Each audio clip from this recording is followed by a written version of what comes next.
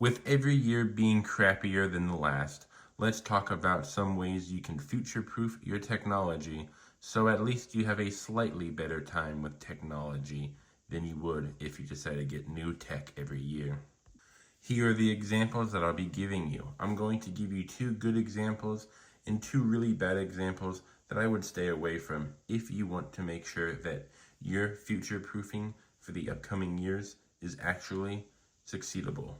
The 2 good things would be a flagship and a mid-range device. This right here is the Samsung 21 Ultra. This is technology that is no longer supported by Samsung, technically, but there are people who do updates for this device. They are in the experimental stages, but you can have up-to-date software, even on older devices like this, so you can stay safe and secure. The main thing about the 21 Ultra series or the Pro Max series is that they are the flagships that have the highest quality parts in them, so they will last for a very long time. The next best, of course, would have to be the mid-range devices. Now, mid-range devices are mid-range. They are not the best. They are not the worst. They're somewhere in between the middle of the best and the worst, but these are still very good devices. They'll hold up for a lot of uses and years as well. With a lot of tech being bad, sometimes you gotta go back and get your older devices. But at least with the mid-range devices, I will say you don't want to go too old. We are about to get the 26 series of Samsung, and I don't know if a 21 FE or a 20 FE will hold up for the rest of, I don't know, let's just say the next 2 to 3 years. But they are very good devices for a lot of people. Here we have the Samsung A14, and this is one of the worst devices to get if you want to have phones in the future. This is a very low-end option.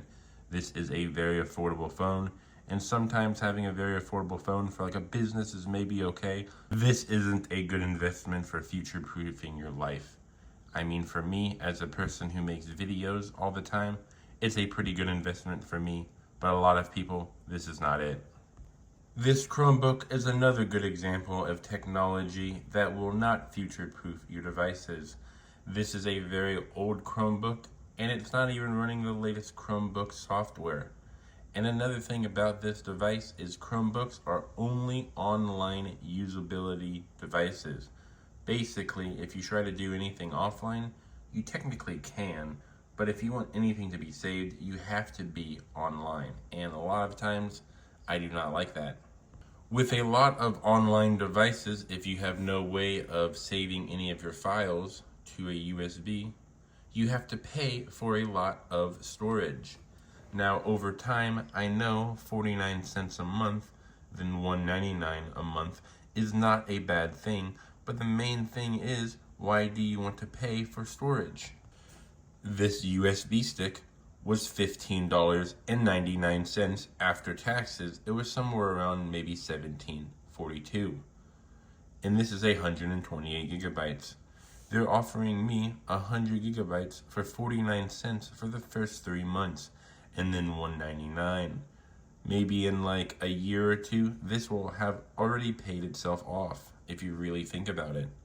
So, one bad thing for you about future-proofing your life with technology is getting a device that is no longer future-proof because everything online is subscription-based. No, I will own everything and then I'll be happy. Don't give me that bullcrap of saying I will own nothing and be happy, because I will own things and I will be happy.